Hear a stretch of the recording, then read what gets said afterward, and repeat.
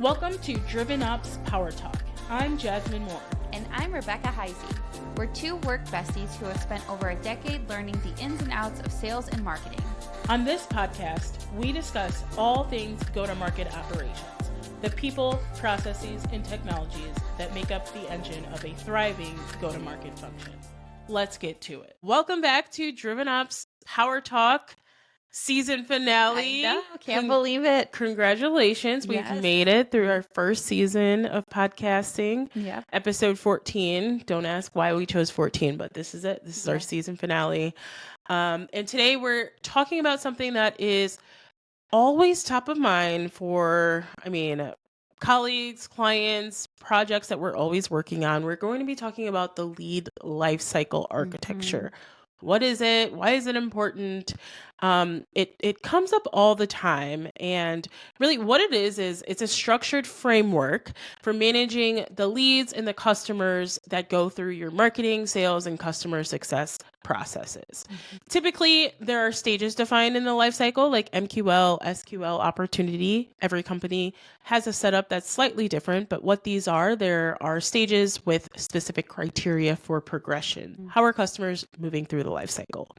And what the life cycle does is it aligns people, process, and technology to ensure that you have a consistent customer experience. And I think it's really important too, just from not even just a marketing or sales perspective, even though generally those are the two primary teams that are impacted with this process. But I think it's really important for even product teams to understand it, and even customer marketing, other forms of teams that sort of touch the process in general, to just understand it, because they might be impacted by it at some point too, or be able to even add it into their process and workflow and understand how to add it to their framework as well. Yeah, it really enforces alignment and understanding of the overall customer journey, and it holds teams accountable.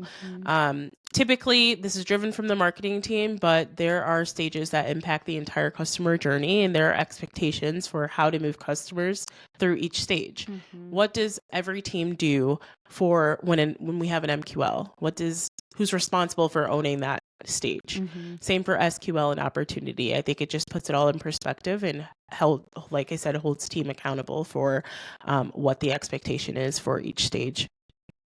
So I think it's really important too, because those metrics also help sales specifically set SLAs in order to make sure they do follow up and like you said, hold people accountable, but also have a quick turnaround time, right? So when you do hit those benchmarks of someone comes in as an MQL, or it's now an SQL if sales is reaching out, but you want to make sure that they're not sitting on those leads for a week or or more, and then those people kind of start to become stale because they're hey, I reached out and now no one's following up with me. There are expectations. And what a life cycle does, it gives you data, and we all should be making data-driven decisions, but it gives you data, and it gives it in a way that makes it very clear to understand where bottlenecks are. So if we have 5 stages and we have clear data that says, here are the folks entering this first stage and where they came from. How long did it take them to get to the second stage?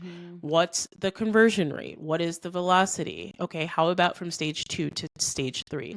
All of those data points together make a story of how efficient your customer journey is. And that's very important for those that want to improve the process and identify those bottlenecks. Yeah. And it's and especially with the data, when you have a very large team. So, depending on how your sales team is set up as well, marketing might need to also have that data in alignment with sales, because you may have different types of customers. So some companies might have small businesses, and those might be showing that the data might be a quicker turnaround. So how to handle your process of following up. It might be much quicker.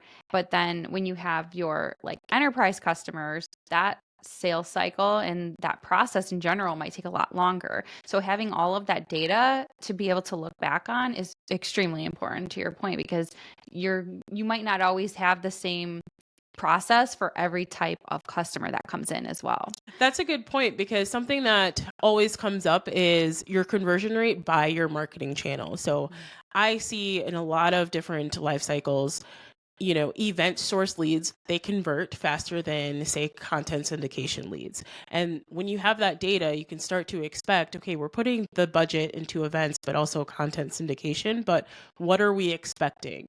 For content syndication, we're most likely going to get leads that do not convert at a high speed, high velocity, or a high rate, but a lot of folks entering your funnel.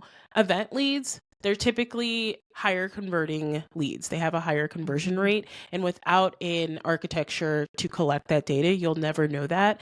And that knowing that allows you to do forecasting from a marketing standpoint as well as a sales standpoint. Yep. So what do you think are common shortfalls or misconceptions that occur with this kind of process? I think you briefly touched on it earlier when you said that a lot of different buying groups or a lot of different departments, product, sales, customer success, they don't feel like it impacts them or it's very close to their process, but that is totally wrong. Most of the time, marketing is driving the effort to creating this architecture and building out the stages.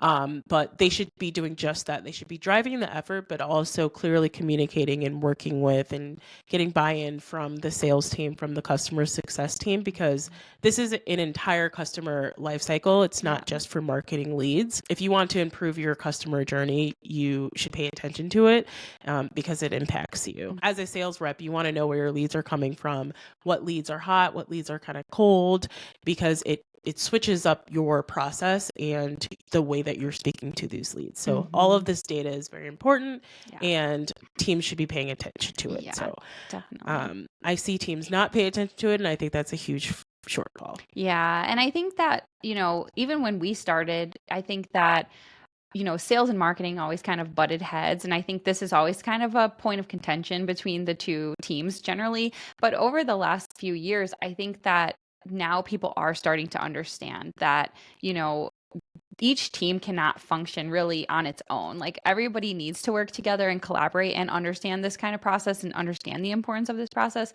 So it does seem to be taking on more of an acceptance from all of the groups, which is really nice because like you said, it is a full customer journey. And so, to your point, like with sales, they want to know how to handle cold leads and, maybe they'll reach out, but they're not going to put all of their efforts into consistently reaching out to people who are really cold when they obviously should be spending more time with those ones who maybe are more hand raisers or have done just much more research on your site and are closer to the buying cycle, like getting ready to purchase versus just starting their research out. So I think it's nice to see that that is changing. Yeah, I agree.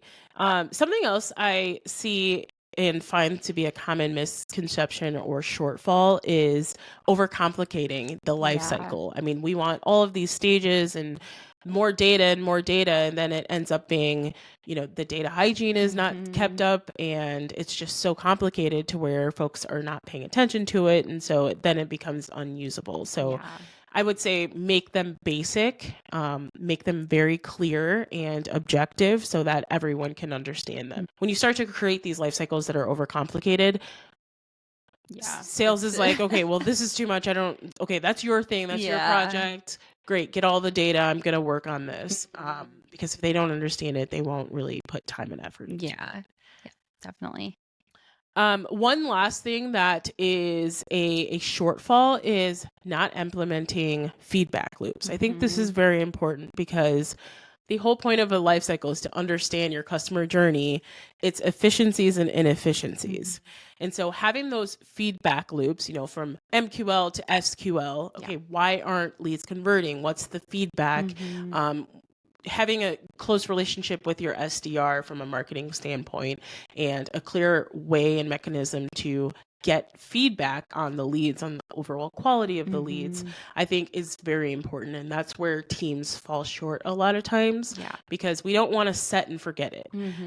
We want to use it because it's giving you information that you can use to improve your process. Yeah. And I think that's actually touching on a really good point as well, is just making sure that you are communicating with each other. So again, this kind of goes back to like kind of having that partnership between marketing and sales and the other departments that it might be really relevant for. Because if you are kind of siloing that information and saying like, well, marketing is finding this, but we're not, implementing the communication or the feedback to the other teams and actually like looking at the data and sort of telling the story on what you're finding, then it is going to be really easy for people to get frustrated and not understand like why it's important or understand like how they can improve it if it's not working well. Yep.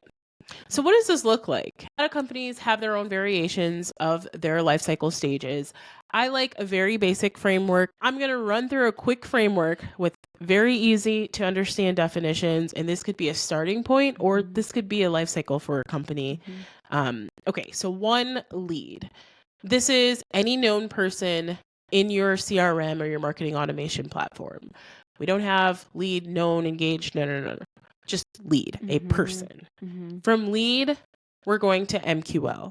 Now, a few years back, there was a trend on these marketing ops streets of the MQL is dead. And I don't think it was ever dead. I think she's alive and well. The MQL is important. I think the MQL has changed in how people have looked at an MQL, because this could be a lot of things. An MQL is a marketing qualified lead. And how is a marketing qualified lead defined? That could be defined using a scoring model, which is the traditional, 100 points of activity, and then you're an MQL. That also could be a simple form fill out. I raised my hand and that's an MQL. Whatever it is, an MQL is a mechanism and it's a way to say that this person is sales ready. SQL. So that's sales qualified lead. Once this person is sales ready, there's someone on the other side, sales or an SDR, that is validating it and saying, okay, this is a viable lead. I'm going to pursue it. I'm going to book a meeting. They've agreed to meet with me. This lead is qualified. So we have lead, MQL, SQL. Now we have opportunity. Okay, this person has been validated and they're entering our sales cycle. The AE or whoever is leading that sales cycle has said, yes, this is an opportunity. We're going to add this to our pipeline because I've spoken with them. This is a real person. They have a need. They have a budget. We have a solution for them. Yes, enter our sales cycle. And then from there, we just move them to a customer. Once that opportunity is closed, we're going to move them to a customer, or we're going to move them back to nurture, where we're going to continue to market to them because they may not be ready, and we're going to recycle them and feed them some campaigns that may get them ready some other time. That was a mouthful, but I think that's a pretty basic framework that anybody can use at any company and kind of tailor it to your own business process. Yep, completely agree. Okay, so now that we have the framework that anyone can use, it's not as easy as saying, okay, we have this framework and now this is just going to make all of our processes better. What is needed for it to be successful?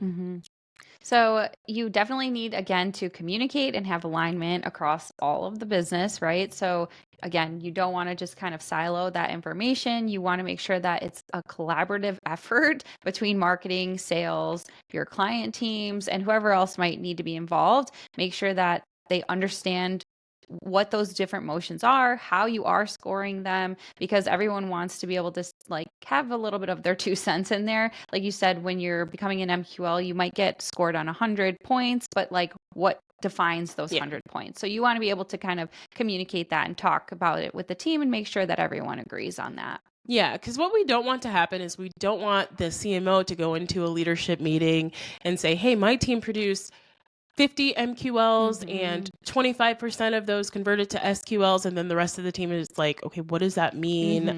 What's an SQL? Like, you want alignment across the leadership team that here are our goals and this is what they mean. So we want to share the definition and make sure that everyone is crystal clear in what that means when someone says, hey, we had 10 SQLs that were produced from this event. Yeah. And you also want to make sure that there's like a good balance, because you don't want there to be too many leads that are MQL that really aren't ready to be reached out by sales as well, because then you are kind of like, wasting some effort there. So sometimes it's trial and error. You might end up saying like, hey, we're getting too many and these people are not actually moving through the funnel, So so some of that is kind of like a trial and error process to go through and see what's working. But again, you rely back on the data, you communicate it, and then you find that sweet spot of where you want people to be with that threshold. Yeah, I think it's definitely an iterative process, and it should be, as any framework is.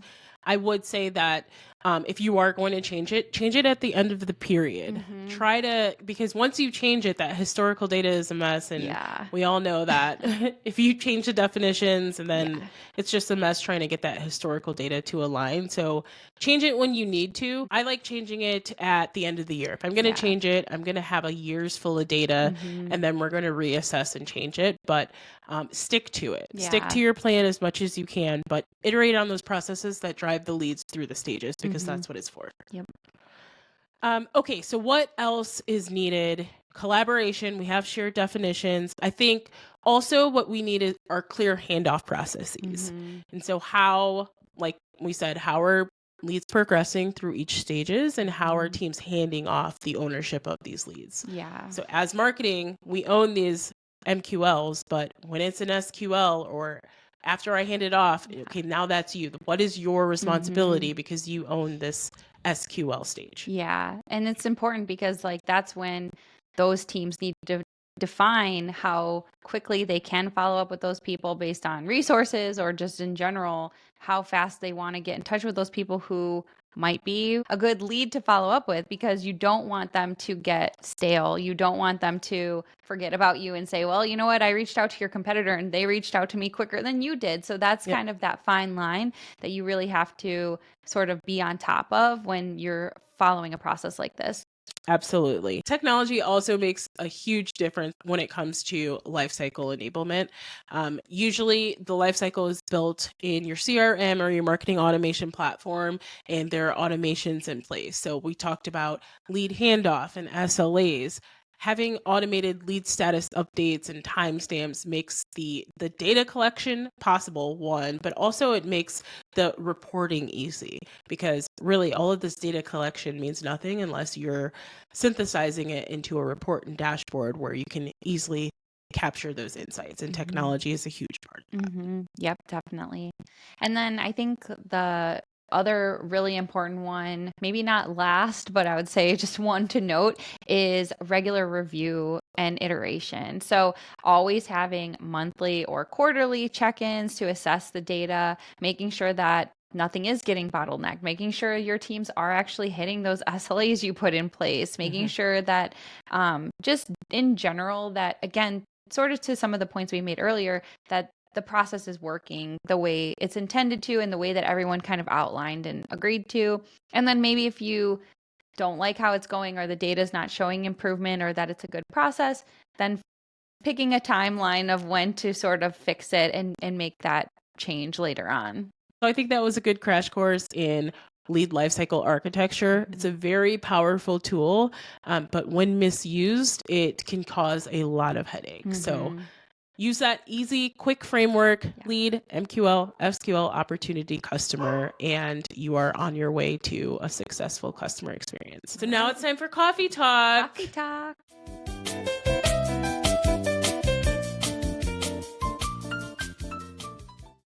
What is our topic today, Becca?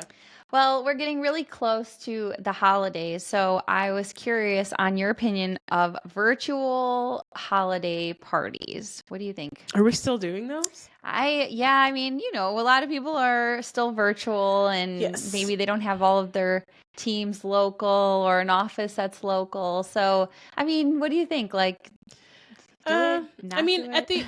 Okay, so at the beginning of the pandemic, we did a lot of virtual happy hours, which at the time were new. Yeah. So they were fun and exciting, but that allure kind of died off, because I'm good on that. Yeah. Virtual parties. I like virtual experience. So one time I did a team event, and it was like a virtual Airbnb experience. You may not know this, but on the Airbnb app, you can book like experiences. Like we did an astrologer. So you pay and you say, okay, I have a group of 15 people, and then it's like a Zoom meeting. An astrologer will come on and teach you about your birth chart and everything. And they did all of our birth charts, and it was like a 2-hour session.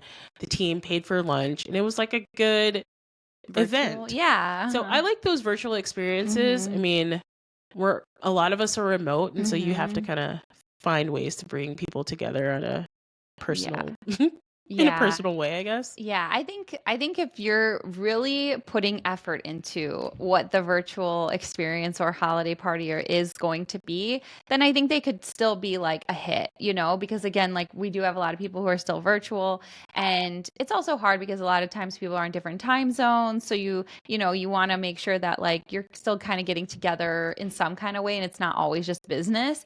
But I think that it's fallen short in a lot of senses where like you're just kind of like getting together, but there's nothing really planned. So it's more awkward in some instances. So I think that they can still be a hit if you're really doing it right or trying to put some effort into it. Yeah. So if there's a plan in place, like an Airbnb experience, we are not sponsored, by the way. I keep dropping Airbnb. But like if there's a plan in place in a program, and it's not just like, hey, let's get together for a happy hour, and it's like 3 p.m. and no one's drinking anything. Yeah. That's a team meeting. Yeah, right.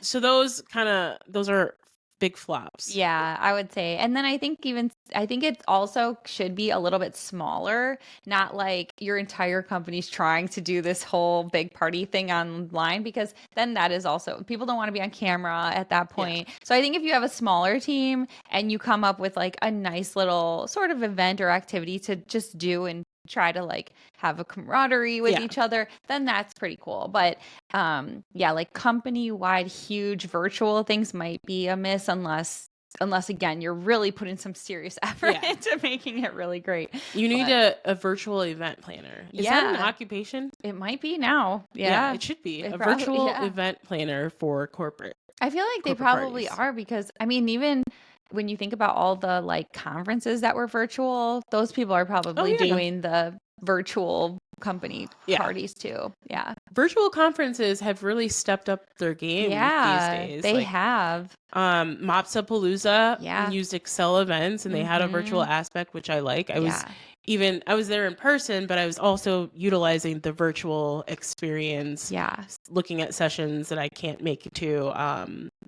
I think that's cool too. And like, I know it's kind of part of the expense, but if you are going to do virtual stuff, I think like sending your customer swag or sending some like little thing makes it a little more like, oh, we're kind of there. It gives you a little more feel for like not just being completely like. Just maybe you're calling. I don't think so.